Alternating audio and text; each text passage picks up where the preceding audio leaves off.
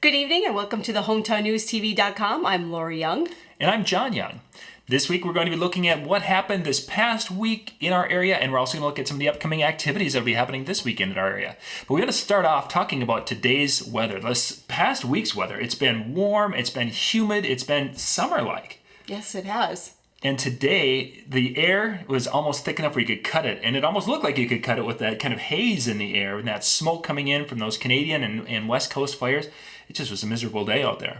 As a matter of fact, they had the alert out for people with allergies and such that today would be not a good day to be outside if you have allergies to things like that. And I don't even have allergies, and it was still, you could smell that smoke in the air, and typically you don't smell that, but I think we had the fires out in the western part of the United States, plus I was driving by and there were some places that were doing some major burn-offs today where they cleared some land and they were burning, so I think we were getting smoke from all over today.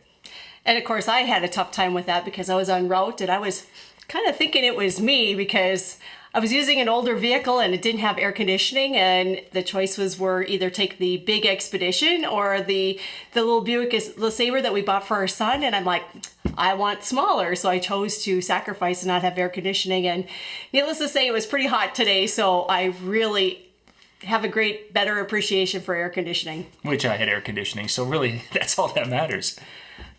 I noticed another thing today as I was driving around is that trees are starting to change. I mean, I suppose it's that time of the year, but I just really hate to say, oh my gosh, fall is here already. It was amazing to see a lot of the trees that have turned and already are losing half their leaves already. Yeah, I was noticing that too. Is there are spots it's like, gosh, I'd like to take a picture, but there were some beautiful colors, and then there was like trees that were bare. It's like, well, last week they were all green. How did this happen? We didn't have a hurricane go through to strip off the leaves, so fall is coming. And I did have a chance because the DNR, last week we had mentioned that the DNR had released their fall color chart so you could go on every Thursday and see where they are. And I was actually talking to someone earlier today and they were wondering if up by Duluth how they were, because usually it kind of works this way down, right. But it's gotten so colorful here already. I'm not sure how fast things are moving. Maybe we're just ahead of the game and it'll be done here before in Duluth so you can get it here and go to Duluth. Probably not. Next, we're going to look at some of the things that were in today's issue of the Hometown News. Lori, when we were delivering that today, people were seeing that big, beautiful sunflower in the front, and they were just like, wow, that's a beautiful-looking sunflower, and impressive, too. Tell us a little bit about that. Well, that picture was actually submitted by Amy Reeland. She actually submits quite a few photos to us, and that sunflower happened to be taken over by Ward Springs area. Very nice, right in the middle of our coverage area. Yes, it is. Let's go. What else is in today's paper? We have Harvey McKay as our business articles, and we also have Dave Says, and he's got some great money management advice that he shares with us. This week, Tom, with the good old days, he had talked about buses, and he talked about, to some extent, the history of what probably encouraged the invention of a school bus versus the walking to school and how it kind of started with turning a wagon that they used on the farm into something that could be used for hauling kids back and forth to school. So that was kind of a cool little story. And then, John, we had done the Spam for Scams article you had done this week. Yeah, it was basically identifying, and this is a class we're actually going to be doing next Wednesday night. And you can go out to Small Town Business DIY or smalltowndiy.com and go to training, and you can see the link where you can actually sign up. But I'm going to be doing a class next Wednesday night at 7 o'clock, and it's going to be a live web class that will go through and show you how to identify if an email is legit or not, and how to tell if it's from a scammer or not. And there's just some things you can do, and most people look at it and it's like, is this really from PayPal or is it not? We're going to go through and show you how to check those emails in a safe manner so you're not going to lose your identity and such, and you'll be able to say, yes, this is legit, or no, this is not legit. So that'll be a live webinar we'll be doing. Again, go to Small Town Business DIY. We actually have both URLs that go to the same spot. But go out there, check that out under the training or upcoming events, and you'll be able to see the link to get registered for that free class. That sounds great. And of course, it's always too late once they have your credit card numbers. And precisely. That's why you really want to know, because sometimes those emails look so good. It looks like something, oh my gosh, my bank account's upside down. It looks like a credit union email. I better go and it's not good. I believe PayPal had something like that not too long ago. There's all sorts of them out there. There's some really, really intelligent hackers out there who can really do a lot of cool things. It's too bad they don't use their abilities for good instead of evil. With great power comes great that's a different movie. And of course, you can also find the Grey Eagle City Minutes and the Uppsala City Minutes also in the Hometown News. So go to the Hometown News and check out all the details with that. And yeah, because we've got the links out on the website and on the Facebook page. You can go to facebook.com/hometown news, and this week's edition is up at the top of the feed, so you can check it out and see it online. And of course, if you want the hard copy, because then you could do your crossword puzzles and all that. I have a lot of people that today I was running late en route, and I got told many times that I was running late today. So yes, you're not there on time. That's right. We never hear that. Never. This past Tuesday, the American Legion in Melrose had held a flag retiring ceremony. The Boy Scout troop also had participated in this. Today in Long Prairie, workers were putting the final touches on the new storefront for the Ace Hardware store. Now, a lot of people from the area have been watching this progress. It's really kind of been a slow progression, but what happened is that a customer had come up and they decided they wanted to have a drive-through at the hardware store, and kind of ended up going and driving through some of the doors that were there a long time ago. And they're finally getting the new front up. It's all looking great on the inside and the outside, and today the sign was up, finishing touches, and it looks like a beautiful new front for the Ace Hardware store. Another thing we noticed en route today is that a lot of the farmers markets and little vegetable stands at the end of the driveway are out and about around the area. This is a great time to get your peppers and cucumbers, I saw, onions, tomatoes, they're all out there. So if you're looking for some fresh produce from a lot of the area folks, check your neighbors. They might have gardens that are just plentiful with tomatoes right now. Some of the businesses also are having pumpkins and squash at their storefronts. One of them is the Update Building Supplies. So if you're looking for anything like that, for pumpkins, for carving, or for pies, they're out there. So you just need to go find some good, fresh, homemade, homegrown produce. And there's a lot of it around the area. I've been seeing and hearing a lot about that today. So, of course, one of the reasons why I was running late en route today is because I went to the Albany Pioneer Days grounds that is going to be taking place this weekend.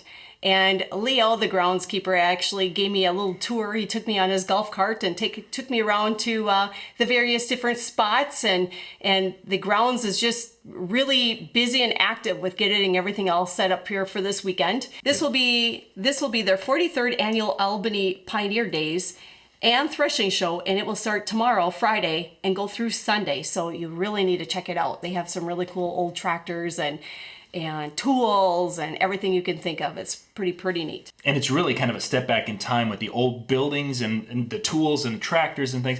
It's just a fabulous educational experience. I think even for those of us who are a little bit older, sometimes we forget about how things were done because we're so used to electricity and water and heat and all of these modern conveniences that just didn't exist. So it's really a great thing to take the kids to, grandchildren, or your significant other.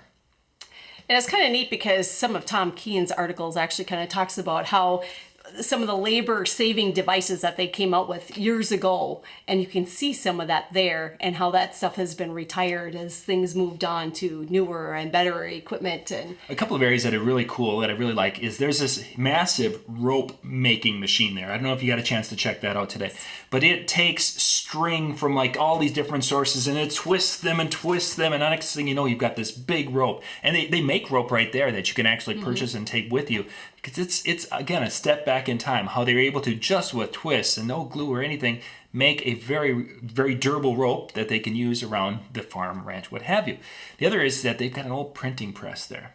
Oh, and then there's the trains too. But the printing press is kind of neat because that's how these were done years ago, the newspapers were. And you can actually see them setting type and different things, and that has been over at the Albany Pioneer Days.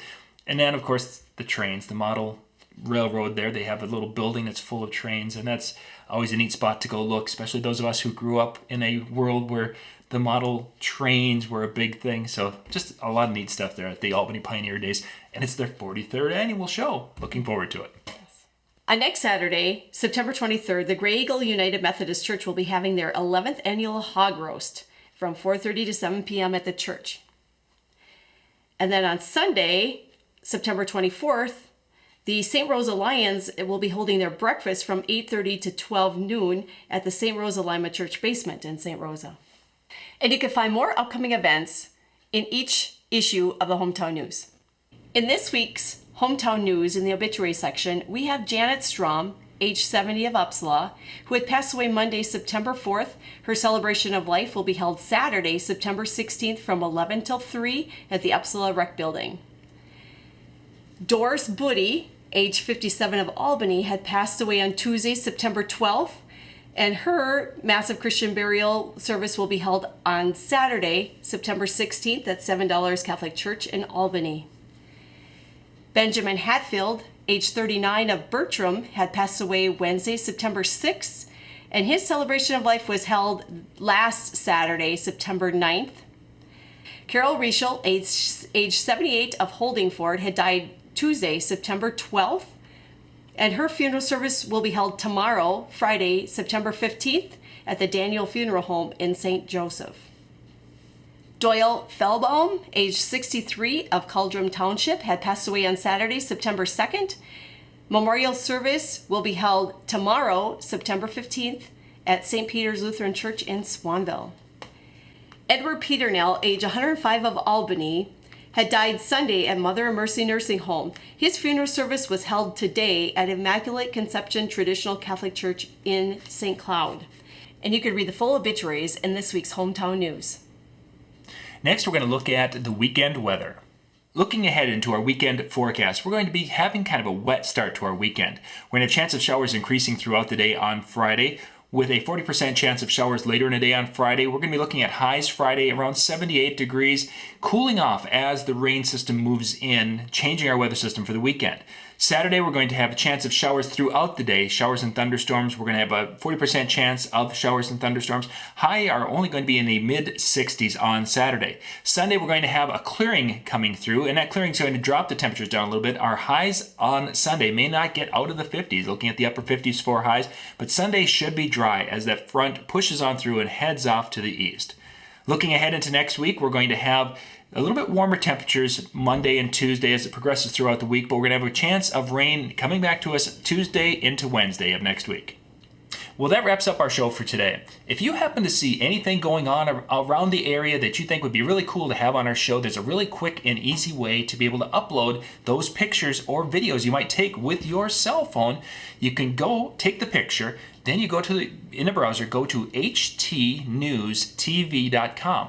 That takes you right to a specific spot on our website where you can upload your video or photo, and it'll go right to our server, and we will have it for the next week's show. So it's htnewstv.com. Once again, thank you for watching. I'm John Young. And I'm Lori Young with Hometown News TV.